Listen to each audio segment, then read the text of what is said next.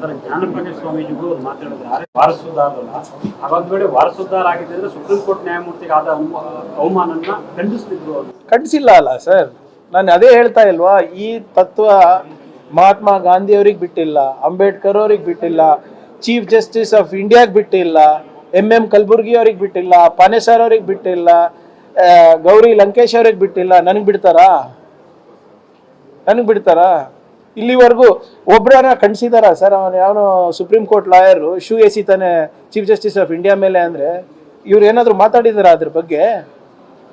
ಯಾರೋ ಫಾಲ್ತು ಯಾರೋ ಒಬ್ಬ ಇಲ್ಲಿ ರೌಡಿ ಶೀಟರ್ಗಳಿಗೆ ನಾವು ಒಳಗೆ ಹಾಕಿದ್ರೆ ಅದ್ರ ಬಗ್ಗೆ ಮಾತಾಡ್ತಾರೆ. ಇಲ್ಲ ಇವರು ದೇಶಭಕ್ತರು, ರಾಷ್ಟ್ರಭಕ್ತರು, ಇವ್ರಿಗೆ ಯಾಕೆ ಒಳಗೆ ಹಾಕಿದ್ದೀರಾ ಅಂತ. ಇಲ್ಲಿ ಯಾರ್ಯಾರೋ ಓಡಾಡ್ತಾರಲ್ಲ ಗೋರಕ್ಷಕರು, ಧರ್ಮರಕ್ಷಣೆ ಹೆಸರಲ್ಲಿ ಕನಕಪುರ ಆ ಕಡೆ ಈ ಕಡೆ ಎಲ್ಲ, ಅವ್ರಿಗೇನಾದರೂ ಕಾನೂನಾತ್ಮಕವಾಗಿ ಆಕ್ಷನ್ ಆದರೆ ಏನಾದರೂ ಅವರಿಗೆ ಒಳಗಾಕಿದ್ರೆ ಇಂಥ ದೇಶಭಕ್ತರಿಗೆಲ್ಲ ಒಳಗಾಗ್ತಾರೆ ಅಂತ ಹೇಳ್ತಾರೆ.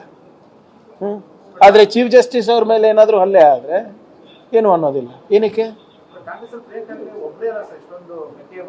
ರಾಹುಲ್ ಗಾಂಧಿ ಅವ್ರು ಯಾವ ಪಕ್ಷ? ಖರ್ಗೆ ಅವ್ರು ಯಾರ ಪಕ್ಷ? ಸಿದ್ದರಾಮಯ್ಯನವ್ರು ಯಾರ ಪಕ್ಷ? ಸಂತೋಷ್ ಲಾಡ್ ಅವ್ರು ಯಾರ ಪಕ್ಷ? ದಿನೇಶ್ ಗುಂಡ್ರಾವ್ ಅವ್ರು ಯಾವ ಪಕ್ಷ?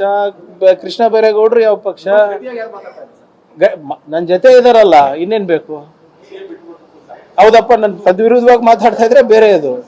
ಇವರೆಲ್ಲ ನಮ್ಮ ಪಕ್ಷದವ್ರೆ ಅಲ್ವಾ?